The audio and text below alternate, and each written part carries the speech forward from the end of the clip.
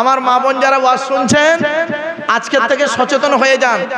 আপনার নামাজ রোজা হজ কিছুই কবুল হবে না মা, আমাকে ভুল বুঝবেন না। আমি এই ওয়াজটা কেন করছি, এই ওয়াজ যদি আমি না করি এই জায়গায়, কিয়ামতের মাঠে আল্লাহ আমার জবানটাকে টেনে ছিঁড়ে নেবে, টেনে ছিঁড়ে নেবে। কিয়ামতের মাঠে আল্লাহ ধরবে, এই মাধবপুরের লোকেরা তোরে দাওয়াত করে নিয়ে গেছিল, খালি ওখানে কি কেসা কাহিনী বলেছিলিস? হ্যাঁ, ওইটা বলার জন্য ওরা দাওয়াত করেছিল? যে কথাটা বললে ওদের সঠিক জীবনটা ঘুরবে, সেই কথা তুই তো বললি না। শুনে রেখে দিন, আজকের বাড়ি যাবেন, বাড়িতে গিয়ে যদি দেখেন আপনার মা, আপনার পেটে ধরা মা আপনার বাপের সঙ্গে মেজাজ দিয়ে কথা বলছে, মায়ের হাত দুটো ধরে পা দুটো ধরে একটু ক্ষমা চেয়ে বলবেন, মা দয়া করে তুমি আব্বার সঙ্গে মেজাজ দিয়ে কথা বলে ইমানটা নষ্ট করো না মা। যদি বলতে পারেন আপনি হবেন সত্যিকারের একজন সন্তান, সুসন্তান, নইলে কুসন্তান। কুসন্তান তুমি, তোমাকে সন্তান বলতে ঘৃণা লাগে, শিক্ষিত বলতে তোমাকে ঘৃণা লাগে। আজকের বাড়ি যাবেন, বাড়িতে গিয়ে যদি দেখেন আপনার বোন আপনার বোনায়ের সঙ্গে মেজাজ দিয়ে কথা বলে, আপনি যদি মানুষের চামড়া ভাই হয়ে থাকেন, মানুষের চামড়া যদি আপনার গায়ে থাকে, সঙ্গে সঙ্গে বোনকে হুমকি দেবেন, এই স্বামীর সঙ্গে কিভাবে কথা বলতে হয় জানিস না? এইটুকু যদি বলতে না পারেন, কিসের ভাই আপনি? আপনাকে শিক্ষিত লোক বলে নাকি? ঘৃণা লাগে আপনাকে শিক্ষিত লোক বলতে। ডিগ্রির কোনো দাম নেই। আজ বাড়ি যাবেন, বাড়িতে গিয়ে যদি দেখেন আপনার মেয়ে আপনার জামাইয়ের সঙ্গে মেজাজ দিয়ে কথা বলছে, সত্যি করে জন্মদাতা মানুষের চামড়া যদি বাপ হয়ে থাকেন, তাহলে মেয়েকে ধমক দিয়ে বলবেন, এই এই স্বামীর সঙ্গে কিভাবে কথা বলতে হয় জানিস না? এইটুকু যদি বলতে না পারেন, আপনার মতো বাপের নামাজ কবুল হবে না, রোজা দাড়ি, তোর দাড়ি কিয়ামতের মানে তোর হজের, আর তোর মাথায় টুপি, তোর 12টা বাজিয়ে দেবে। চল ওই কবরে ঢোক, একবার কবরে ঢোক। বাবা রাগ করবেন না, কম দুঃখে বলিনি কথাগুলো, হয়তো শুনতে আপনাদের একটু খারাপ লাগছে, কম দুঃখে কথাগুলো বলিনি বাবা, বাস্তবটাই বলছি। চলুন। আচ্ছা, 1 নাম্বার কি হলো? কোন মেয়ে? বলুন ভুলে গেছেন? মানে আমার দাঁত খিচুনি দেখে আপনারা সব ভুলিয়ে যাচ্ছেন নাকি? না, এমনি বলছি, শোনেন। কোন মেয়ে? যে মেয়ে তার স্বামীর সঙ্গে মেজাজ দিয়ে কথা বলে। কোন মেয়ে? স্বামীর সঙ্গে মেজাজ দিয়ে কথা বলে। খবরদার মা বোনেদের বলে যাচ্ছি, মা বোনেরা, স্বামীর সঙ্গে মেজাজ দিয়ে কথা বলবেন না। স্বামী যে কি বড় নিয়ামত, যেদিন আপনার চোখের বাইরে হয়ে যাবে আপনার স্বামী, সেই দিন বুঝবেন আপনি কি জিনিস হারিয়েছেন, এখন বুঝতে পারবেন না। এজন্য আমি মা বোনদেরকে অনুরোধ করে বলে যাচ্ছি, মায়েরা বোনেরা, আপনারা স্বামীর সঙ্গে কোনোদিন খারাপ আচরণ করবেন না। 2 নাম্বার হলো, ওই মেয়ে ছেলে জাহান্নামে যাবে। নামাজ পড়ে রোজা রেখে হজ করে জাহান্নামে যাবে যে মেয়ে ছেলে স্বামীর দুর্নাম বদনাম অন্যের কাছে করে বেড়ায়। অনেক মেয়ে ছেলে আছে দেখবেন, স্বামীর দুর্নাম বদনাম অন্যের কাছে করে বেড়ায়, ওই মেয়ে ছেলে হলো জাহান্নামী নারী। 3 নাম্বার হলো, ওই মেয়ে ছেলে হবে জাহান্নামী নারী নামাজ পড়ে রোজা রেখে যে মেয়ে ছেলে স্বামী থাকা সত্ত্বেও অন্য পুরুষের সঙ্গে পরকীয়ায় লিপ্ত হয়। 4 নাম্বার হলো, ওই মেয়ে ছেলে হলো জাহান্নামী নারী যে মেয়ে ছেলে বিনা কারণে স্বামীর বিছানা ছেড়ে দিয়ে অন্য বিছানায় রাত কাটায়। ভালো করে বাড়ি থেকে ভাববেন, ওই মেয়ে ছেলে জাহান্নামে যাবে যে মেয়ে ছেলে বিনা কারণে স্বামীর বিছানা ছেড়ে দিয়ে অন্য বিছানায় রাত কাটায়, ওই মেয়ে ছেলে হলো জাহান্নামী নারী। 5 নাম্বার হলো, ওই নারী জাহান্নামী নারী নামাজ পড়ে রোজা রেখে হজ করে জাহান্নামে যাবে যে মেয়ে ছেলে স্বামীর পরিবারের সঙ্গে খারাপ আচরণ করে। আচ্ছা বাবা, স্বামীর পরিবার খারাপ, এই দাঁড়া, ও গাছে ওঠার আগে কাঁদির আশা করে। মাধবপুরের লোক তো, আর আমিও দক্ষিণ 24 পরগনার লোক, আমারে অন্য জায়গার লোক বেবুনি ভাব। আমার বাপেরা শোনেন, যে মেয়ে ছেলে স্বামীর পরিবারের সঙ্গে খারাপ আচরণ করে, আচ্ছা স্বামীর পরিবার কারা? স্বামীর বাপ, স্বামীর মা, স্বামীর ভাই বোন। অনেক মেয়ে ছেলে আছে দেখবেন স্বামীকে খুব ভালোবাসে, স্বামীকে খুব ভক্তি করে, স্বামীর বাম্মার দেখতে পারে না, স্বামীর ভাই বোনের দেখতে পারে না, ওই মেয়ে ছেলে জাহান্নামী নারী। আমার মা বোনরা ভালো করে শুনে নিন। এখন হয়তো মা বোনরা মনে মনে ভাবছে এ হুজুর খালি আমাদের বিরুদ্ধে বলছে, একটু দাঁড়ান, একটু ধৈর্যের পরিচয় দিন। এরপরে আসছি 6 নাম্বার, ওই মেয়ে ছেলে জাহান্নামে যাবে নামাজ পড়ে রোজা রেখে। নবীজি বলেছেন, আমি বলি না, আমারে ভুল বুঝবেন না, নবীজি বললেন ওই মেয়ে ছেলে জাহান্নামে যাবে যে মেয়ে ছেলে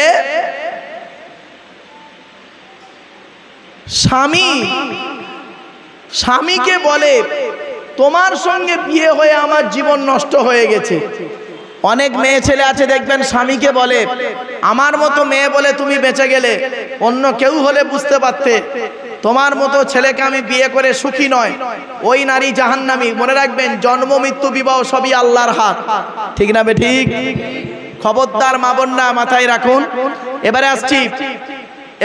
এবারে কথাগুলো একটু শুনে নিন। এতক্ষণ তো মা বোনেদের বিরুদ্ধে অনেক কথা বলেছি, আপনারা অনেক কিছু শুনেছেন। এবার একটু দায়িত্বগুলো একটু দেখে নিন, ছেলেদের দায়িত্ব কি। কিয়ামতের মাঠে দুই দিকের প্রশ্ন হবে। কদিকের? দুদিকের প্রশ্ন হবে। একদিকের প্রশ্ন হবে আল্লাহর তরফ থেকে প্রশ্ন, আর বান্দার তরফ থেকে প্রশ্ন। আল্লাহর তরফ থেকে যত প্রশ্ন হবে আল্লাহ ইচ্ছা করলে মাফ করে দিলে দিতে পারেন। আল্লাহর তরফের প্রশ্ন কি কি শুনে নিন একটু। আল্লাহ বলবেন তুই আমার উপরে ঈমান এনেছিলিস? তো আমি কি বলবো? হ্যাঁ আল্লাহ এনেছিলাম। আল্লাহ বলবেন তুই নামাজ পড়েছিলিস? আমরা কি বলবো বলুন? আল্লাহ মাঝে মাঝে পড়েছি, মাঝে মাঝে পড়িনি। আল্লাহ বলবেন রোজা রেখেছিলিস? আমরা কি বলবো? মাঝে মাঝে করেছি, মাঝে মাঝে করিনি। আল্লাহ বলবেন যাকাত দিয়েছিলিস? আমরা বলবো মাঝে মাঝে দিয়েছি, মাঝে মাঝে দিইনি। ব্যাস, আল্লাহ ইচ্ছা করলে সেই দিন মাফ করলে করতে পারেন। কেন আল্লাহ নিজেই কোরআনে বলেছেন ইন্নাল্লাহা লা ইয়াগফিরু আন ইউশরাকা বিহি ওয়া ইয়াগফিরু মা দুনা যালিকা লিমান ইয়াশা। আল্লাহ পাক কোরআনে বলেছেন যে শিরককারীর গুনাহ আল্লাহ মাফ করবে না, বাকি অন্যান্য গুনাহ মাফ করলে করতে পারে। তো আল্লাহ সেদিন এইগুলো মাফ করলে করতে পারেন, তার ইচ্ছা। রহমানুর রহিম তিনি। কিন্তু এখানে যত মানুষ আমরা বসে আছি, আমরা ধরা পড়ে যাব বান্দার প্রশ্নে।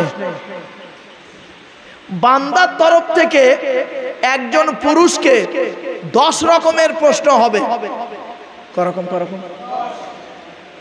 আজকের আপনারা বাড়ি যাবেন, বাড়িতে গিয়ে এই 10 রকমের প্রশ্নের উত্তর খুঁজে বের করবেন। যদি উত্তর পেয়ে যান 10 রকম প্রশ্নের উত্তর, কাল সকালবেলা বুকে হাত দিয়ে বলবেন ইনশাআল্লাহ আমি জান্নাতে যাব। আর যদি উত্তরগুলো না পান, প্র্যাকটিক্যাল করবেন উত্তরগুলো খোঁজা। 10 রকমের প্রশ্ন হবে পুরুষদের।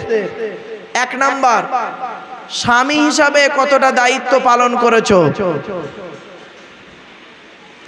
আল্লাহর নবী বলেন এই স্বামীরা, আমি নবী তোমাদের বলে যাচ্ছি, তোমরা তোমাদের স্ত্রীদের জীবনে কমসে কম 17টা শিক্ষা দান করবে। কটা? বউকে কটা শিক্ষা দিয়েছেন? একটাও তো দেননি। দয়া করে একটু শুনে যান। 1 নাম্বার নবী বললেন এই স্বামীরা, তোমরা তোমাদের স্ত্রীদেরকে এই শিক্ষা দান করবে আসসালামু ক্বাবলাল কালাম। স্বামী স্ত্রীরা কোনো কথাবার্তা বলবে, একে অপরকে সালাম দেওয়া নেওয়া করবে। আল্লাহর রহমত ও মহব্বত ও ভালোবাসা আল্লাহ বাড়িয়ে দেবে। 2 নাম্বার হলো এই স্বামীরা, তোমরা তোমাদের স্ত্রীদেরকে এই শিক্ষা দান করবে তারা যেন কোনোদিন কাবা শরীফের দিকে মুখ করে কোনোদিন থুতু যেন না ফেলে। 3 নম্বরে বলা হলো এই স্বামীরা, তোমরা তোমাদের স্ত্রীদেরকে এই শিক্ষা দান করবে তারা যেন কোনোদিন কাবা শরীফের দিকে মুখ করে কোনোদিন পেশাব পায়খানা যেন না ফেরে। 4 নম্বরে বলা হলো তোমরা তোমাদের স্ত্রীদেরকে এই শিক্ষা দেবে তারা যেন কোনোদিন কাবা শরীফের পেছন ফিরে যেন কোনো দিন পেশাব পায়খানা যেন না ফেরে। 5 নম্বরে বলা হলো তোমরা তোমাদের স্ত্রীদেরকে এই শিক্ষা দান করবে তারা যেন কোনো দিন গোসলখানায় কোনো দিন পেশাব যেন না ফেরে। তারপরে বলা হলো তোমরা তোমাদের স্ত্রীদেরকে এই শিক্ষা দান করবে তারা যেন কোনো দিন গোসলখানায় উলঙ্গ অবস্থায় গোসল যেন না করে। তারপরে বলা হলো তোমরা তোমাদের স্ত্রীদেরকে এই শিক্ষা দান করবে তারা যেন কোনো দিন হাতের চুড়ি, কি বলেন, চুড়ি হাতের চুড়ি তারা যেন কোনো দিন দুটো ব্যবহার যেন না করে। আমার মা বোনদের বলে যাচ্ছি, মায়েরা বোনেরা, এক হাতে একটা চুড়ি পরবেন, এক হাতে দুটো চুড়ি পরা আপনাদের নিষেধ করে দিয়েছে নবীজি। এরপরে নবীজি বললেন, এই স্বামীরা তোমরা তোমাদের স্ত্রীদেরকে এই শিক্ষা দান করবে তারা যেন কোনোদিন মাথার বালিশ তারা যেন কোনোদিন দুটো ব্যবহার যেন না করে। স্বামী একটা আলাদা বালিশ, স্ত্রী একটা আলাদা বালিশ, এই রকম দুটো ছোট ছোট বালিশ কোনোদিন ব্যবহার করিও না। তোমরা তোমাদের স্ত্রীদেরকে এই শিক্ষা দান করবে একটি মাত্র লম্বা বালিশে স্বামী স্ত্রী মাথা রেখে ঘুমাবে, আল্লাহর রহমত মহব্বত ভালোবাসা আল্লাহ বাড়িয়ে দেবে। এরপরে নবীজি বললেন, এই স্বামীরা তোমরা তোমাদের স্ত্রীদেরকে এই শিক্ষা দান করবে তাদেরকে নামাজের শিক্ষা দান করবে। তোমরা যেমন খাবে স্ত্রীদের তেমন খাওয়াবে, তোমরা যেমন পড়বে স্ত্রীদের তেমন পড়াবে। তোমরা তোমাদের স্ত্রীর পিতামাতার কোনোদিন গালি দিও না। স্ত্রীর পিতামাতার গালি দেওয়া হলো হারাম হারাম হারাম। স্ত্রীর পিতামাতাকে শ্বশুর শাশুড়ির গালি দেওয়া হারাম। আর ঈদের দিনে কি করেছেন, সিমাই করতে একটু দেরি করেছে তাই তাকে মা মাসি তুলে গালাগালি দিলেন। মরা মাটাকেও কবর থেকে তুলে আনলেন, মরা বাপটাকে কবর থেকে তুলে আনলেন, এনে উনি ঈদের নামাজ পড়তেছে, ইমাম সাহেবের সঙ্গে মোসাফা করে বুকে বুকে মিলছে। আল্লাহ বলে, তোর ঈদের নামাজই কবুল করব না, তুই স্ত্রীকে অত্যাচার করে এসেছিস। কিছু বুঝতে পারছেন? এরপরে বলা হলো কি, এই স্বামীরা তোমরা তোমাদের স্ত্রীদেরকে নিয়ে মাঝে মাঝে বেড়াতে বেরোবে। আল্লাহর নবী বলেছেন স্ত্রীদেরকে নিয়ে বেড়াতে যাওয়া সুন্নাত, স্ত্রীদেরকে নিয়ে বেড়াতে বেরোবে। আল্লাহর নবী বলেছেন স্ত্রীকে গভীর রাতে তুলে তাহাজ্জুদের নামাজে দাঁড় করিয়ে দেবে। এরপরে নবীজি বলেছেন স্ত্রীর হাতের 3টে কাজ করে দেবে, আল্লাহ খুশি হয়ে যাবে। কটা কাজ? 3টে। আল্লাহর নবী তার স্ত্রীদের 3টে কাজ করে দিতেন। কি কি শুনে নিন, কেউ রেগে যাবেন না পুরুষরা বাবা। 1 নাম্বার নবীজি করতেন কি, আম্মা জান আয়েশা বর্ণনা করছেন আল্লাহর নবী মাঝে মাঝে ঝাঁটা নিয়ে ঘর বারান্দা ভালো করে ঝাড়ু দিয়ে দিতেন। 2 নাম্বার নবীজি করতেন কি, মাঝে মাঝে থালা বাসনগুলো মেজে দিতেন। 3 নাম্বার নবীজি আমার রান্নার কাজের সহযোগিতা করে দিতেন। কি ভাবলেন হাদিস একতরফা? এসব হাদিস তো আলোচনাই হয় না। চলেন আমার বাপেরা অনুরোধ করে বলে যাচ্ছি, আল্লাহ রসুল যে খাবারগুলো খেতে ভালোবাসতেন সেই খাবারগুলো আপনি আমি যদি খেতে পারি তাহলে লাভ, ঠিক না বেটি? আচ্ছা বাপেরা, আল্লাহর নবী যে খাবারগুলো খেতেন সেই খাবার কিন্তু আমরা খাই, প্রত্যেকেই খাই, কিন্তু ইবাদত হয় না। আল্লাহর নবী যে খাবার খেয়েছেন সেই খাবার আমরা খাই, কিন্তু ইবাদত হয় না। কেন হয় না শুনে নিন। আল্লাহর নবী যে খাবারগুলি খেয়েছেন আমরাও সেই খাবারগুলি খাই, কিন্তু প্রবলেম এক জায়গায় হয়ে গেছে। কি? আপনি যখন ওই খাবারটা খাবেন মনে মনে এটাই বলবেন আল্লাহর নবী খেয়েছেন তাই আমি খাচ্ছি। ইবাদত বলে গণ্য হবে আর নবীর সুন্নতটা আদায় হবে। জোরে বলে। আল্লাহর নবী করতেন কি, বেশি বেশি করে পানি পান করতেন। আপনি যখন পানি পান করবেন মনে মনে বলবেন আল্লাহর নবী পানি পান করতেন, আমিও পানি পান করছি। ওয়াসাকাকুম রাব্বুকুম শারাবান তাহুরা। ইবাদত বলে গণ্য হবে, সুন্নতটা আদায় হবে। নবী আমার করতেন কি জানেন? নবী আমার করতেন কি, নবী খেজুর খেতে ভালোবাসতেন। আপনিও খেজুর খান, তাহলে যখনই খেজুর খাবেন মনে মনে বলবেন আল্লাহর নবী খেয়েছেন তাই খাচ্ছি, সুন্নতটা আদায় হবে, ইবাদত বলে গণ্য হবে। কিন্তু আপনি কি এতদিন এটা করেননি? আপনি মাছ মাংস সবকিছু খান, রাসূলুল্লাহ খেয়েছেন, আপনিও খাচ্ছেন। পার্থক্য কি?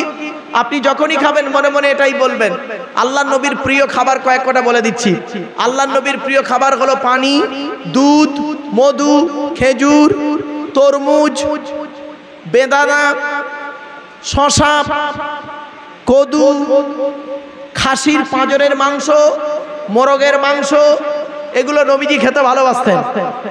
আচ্ছা, রায়তা, রায়তা বুঝলেন? রায়তা, রায়তা টক দই দিয়ে তৈরি করে, যেটা দেখবেন ফল কুচে কুচে তৈরি হয়, ওই খাবারটা নবী খেতে ভালোবাসতেন।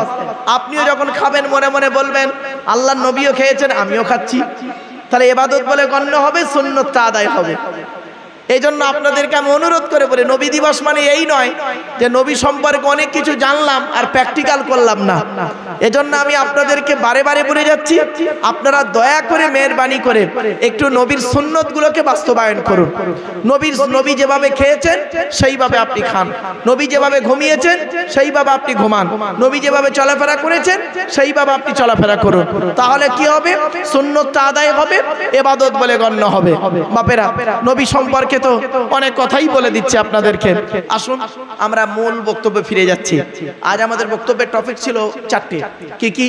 এক নম্বর হলো আল্লাহর পরিচয়, দু নম্বর হলো নবীদের পরিচয়, তিন নম্বর হলো আমাদের পরিচয়, চার নম্বর হলো নবী দিবস সম্পর্কে আলোচনা রাখবো, একদম টু দি পয়েন্টের উপরে।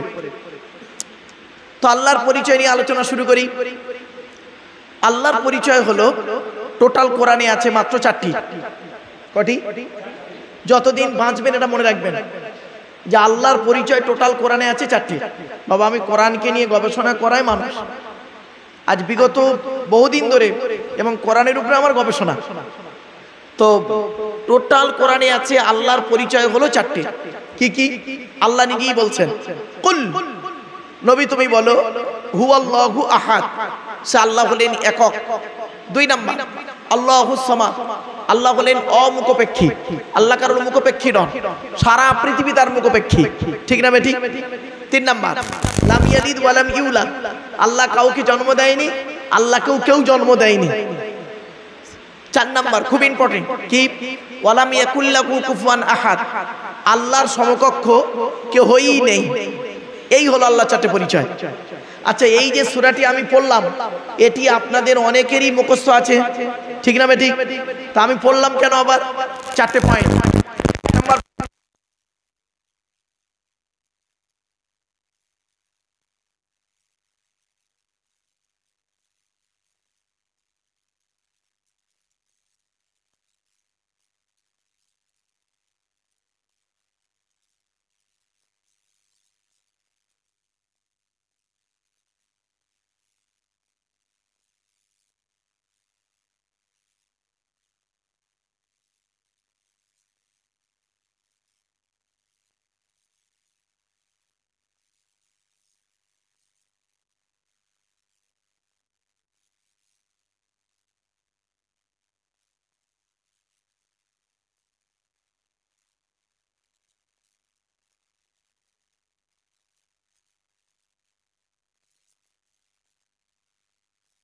সূরা তিনবার পড়ে ঘুমাবেন। আপনি ঘুমানোর আগে আপনি নবী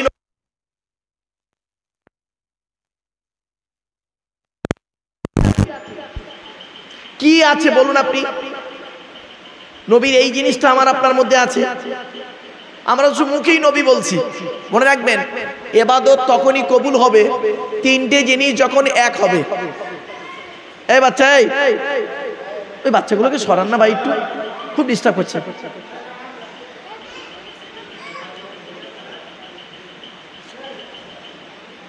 চলেন শুনে রেখে দিন, আপনারা দয়া করে একটু শুনুন। ইবাদত কখন কবুল হবে? ইবাদত তখনই কবুল হবে তিনটে জিনিস যখন এক হবে। কি কি? কথা, কাজ, অন্তর। কথা, কাজ, অন্তর, তিনটে যখন এক হবে তখনই ইবাদত কবুল হবে। একটা উদাহরণ দিয়ে দিই। আপনি দেখুন নামাজ পড়তে ঢুকেছেন মসজিদে, এশার নামাজ। আপনি এশার নামাজ পড়ছেন, নিয়ত বেঁধেছেন, আলহামদুলিল্লাহ রাব্বিল আলামিন, কথাও বলছেন, কাজও করছেন, তাহলে দুটো এক হলো। কিন্তু আপনার অন্তরটা পড়ে আছে মাধবপুর বাজারে, আপনার বডিটা জাস্ট খালি এখানে পড়ে আছে, আপনার অন্তরটা খালি ব্রেনটা খালি চারিদিকে ঘুরছে। কখনোই আপনার নামাজ কবুল হবে না। আপনি কি ভাবছেন? নামাজ পড়লে জান্নাতে যাবেন না যদি নামাজ কবুল না হয়, রোজা রাখলে জান্নাতে যাবেন না যদি রোজা কবুল না হয়। আমার কথা বুঝতে পারছেন আপনারা? এটা মাথায় রাখুন। প্রথমে ভুল বুঝবেন না যেন। অনেকে আবার কি করে, ভুল অপব্যাখ্যা করে। বুঝতে না পারলে আমাকে বলুন, I shall try my best. আমি চেষ্টা করবো আমার ভালোটা আপনাদের কাছে তুলে ধরতে। আমার বহু ছাত্র, তারা বড় বড় বক্তা। তো আমার স্টুডেন্টদেরকে আমি বারে বারে এই কথাগুলো বলি যে তোমরা অন্তত স্টেজে উঠে এই কথাগুলো বলার আগে, আলোচনা করার আগে তোমরা একটু বলো মানুষদেরকে।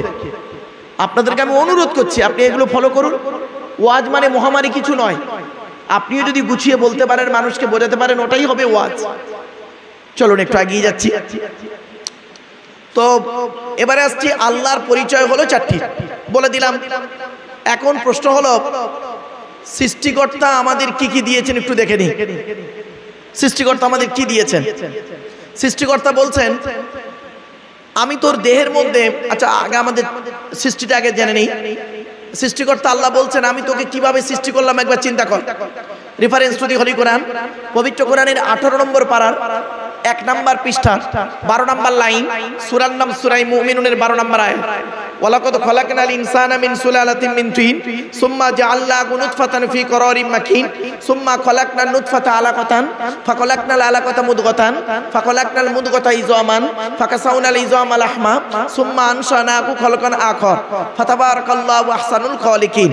এই সহজ সরল বাংলা মানেটা কি? আল্লাহ বলছেন, আমি মাটির নির্যাস থেকে তোদের তৈরি করেছি। বাপ আর মায়ের মিলনের মাধ্যমে ওই পানিটাকে আমি তোর মায়ের পেটের ডাইসে সুন্দর করে রেখে দিয়েছি। আর কি করেছি? ওই পানিটার 40 দিন পরে রক্তপিণ্ড করেছি, তার 40 দিন পরে মাংসপিণ্ড করেছি, তার 40 দিন পরে হাড় তৈরি করেছি, হাড়ে আর মাংসে সুন্দর করে লাগিয়ে দিয়েছি। আমি আল্লাহ তোর মায়ের পেটের ভিতরে সুন্দর একটা আকৃতি দান করেছি। আর একটা ঘটনা শুনলে চমকে যাবেন। আল্লাহ বলছেন, বাপের 4টে অঙ্গ। বাপের কটা? 4টে। মায়ের 4টে অঙ্গ। মায়ের কটা? তাহলে কটা হলো? 8টা জিনিস। আল্লাহ নিজে দেয় 5টা। তাহলে মোট 13টা জিনিস দিয়ে আমাকে আপনাকে মায়ের পেটের ভিতরে আল্লাহ নিয়ে এসেছেন। আজকে আপনারা টেস্ট করে দেখে নেবেন। আজ বাড়ি যাবেন, বাড়িতে গিয়ে দেখবেন আপনার জন্ম দেওয়া বাচ্চা কিনা, প্রমাণ পেয়ে যাবেন। আপনি আপনার ছেলে বা মেয়েকে সামনে রাখবেন, বাচ্চা ছেলে বা মেয়েকে সামনে রেখে আপনার বডির মধ্যে 4টে জিনিস আপনার ছেলে বা মেয়ের মধ্যে পাবেন। 100% চ্যালেঞ্জ দিলাম। চোখ, কান, নাক, হাত, পা, মুখ, চোখের হাতের আঙুল, পায়ের আঙুল মিলবেই মিলবে 4টে। বাপের সঙ্গে বাচ্চা 4টে মিলবে, মায়ের সঙ্গে বাচ্চা 4টে মিলবে। ভাবতে পেরেছেন? চলুন, এরপরে আল্লাহ বলছেন, বাপের 4টে অঙ্গ, মায়ের 4টে অঙ্গ, 8টা। আল্লাহ নিজে দেয় 5টা। মোট 13টা জিনিস দিয়ে আল্লাহ পাক মায়ের পেটের ভিতরে বাচ্চাকে তৈরি করে। এরপরে সৃষ্টিকর্তা আল্লাহ বলছেন, আমি তো দেহের মধ্যে 4টে গুরুত্বপূর্ণ অর্গান দিয়েছি। আমাদের দেহের মধ্যে 4টে গুরুত্বপূর্ণ অর্গান আছে। আপনাদেরকে আমি অনুরোধ করছি, বাড়িতে গিয়ে আপনার দেহের মধ্যে এই 4টে জিনিসকে যত্ন করবেন। আজ থেকে যত্ন করবেন যতদিন বাঁচবেন। 4টের একটা যদি খারাপ হয়ে যায়, আপনি 100% মারা যাবেন। 4টে যদি একসঙ্গে খারাপ হয়ে যায়, সঙ্গে সঙ্গে মারা যাবেন।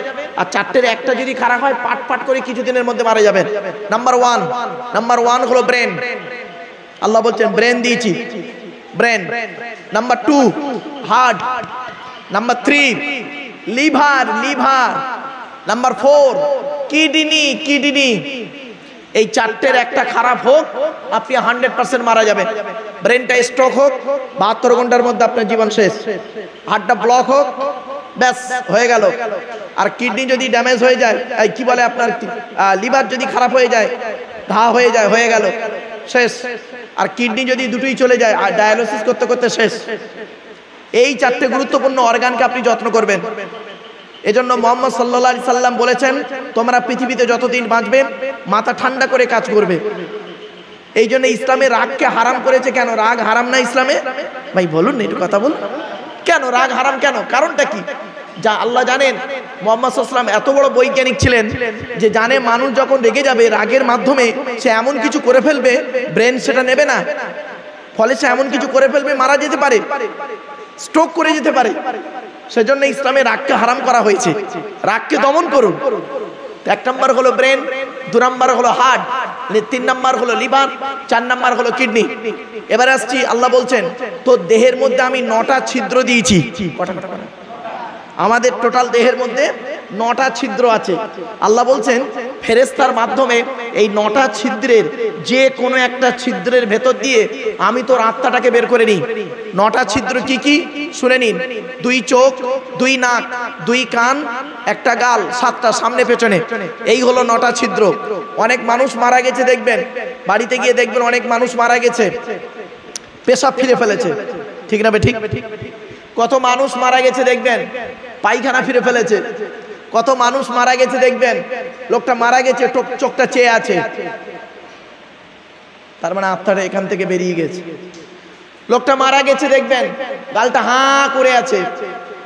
লোকটা মারা গেছে দেখবেন হাতটা বেঁকে আছে, হাতটা খিচে আছে।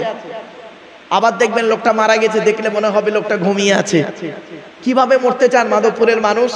যদি ইমানের সঙ্গে মরতে চান তাহলে কোরআন হাদিসের কিছু কথা শুনে প্র্যাকটিক্যাল করে বাড়ি যান, অনুরোধ করে বলে যাচ্ছি।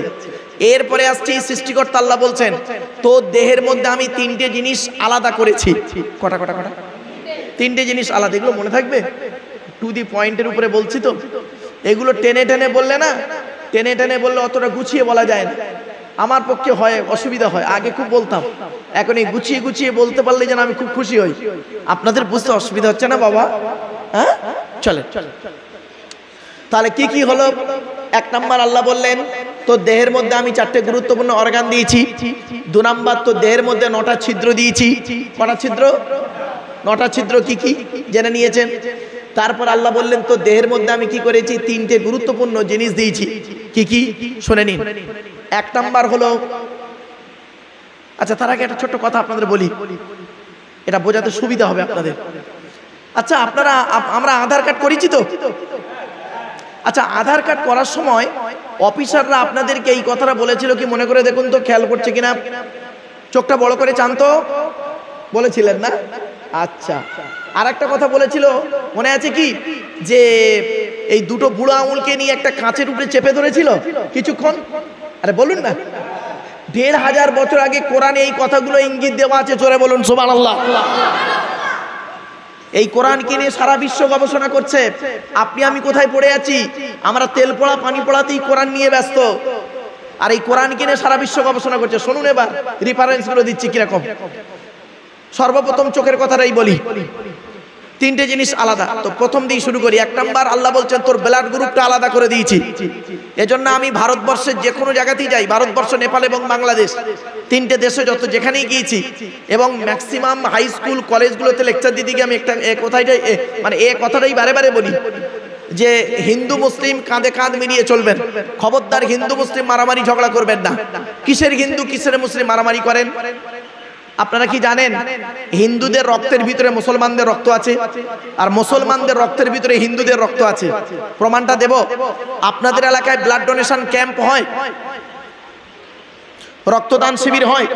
আচ্ছা ব্লাড যখন নেওয়া হয় তখন বলা হয় নাকি এই ও হিন্দু ও রক্ত আলাদা কর, ও মুসলিম ও রক্ত আলাদা কর, বলে নাকি? আরে ব্লাডের মধ্যে কাস্টের কোনো ডিভাইডেড থাকে না, ব্লাডের মধ্যে কালারের কোনো ডিভাইডেড থাকে না, ব্লাডের মধ্যে জেন্ডারের কোনো ডিভাইডেড থাকে না, ব্লাডের মধ্যে গ্রুপের ডিভাইডেড করা হয়। ব্লাডের 3টে গ্রুপ, এই 4টে group, A B, A B আর ও। এখানে অনেক মানুষ আছে ওর নিজের ব্লাড গ্রুপ নিজেই জানে না, ঠিক না বেটি? ও নিজের ব্লাড গ্রুপ কি মুসলমানের বাচ্চা নিজেই জানে না, সারা জীবন নামাজ পড়ছে এইটুকুও জানে না। আফসোস লাগে। অ্যাক্সিডেন্ট হলে ব্লাড লাগলে ওই ব্লাডটাকে নিয়ে আবার টেস্ট করতে হবে কোন গ্রুপ, আবার আনতে আনতেও শেষ। এজন্য জেনে রাখবেন এগুলো জরুরি জিনিস। চলো ব্লাডের 4টে group, A B, A B আর ও, প্রত্যেকটার মাইনাস প্লাস। একটা হিন্দু রক্তের ভিতরে 3টে জিনিস পাওয়া যায়, লোহিত কণিকা, শ্বেত কণিকা, অনুচক্রিকা, as a same, no difference. একটা মুসলমানের রক্তের ভিতরে 3টেই পাওয়া যায়। কিসের হিন্দু কিসের মুসলিম মারামারি করেন? হে হিন্দু, মন্দিরে গিয়ে যাকে ঈশ্বর বা ভগবান বলে ডাকো তাকে জীবনে মন্দিরে পাবে না।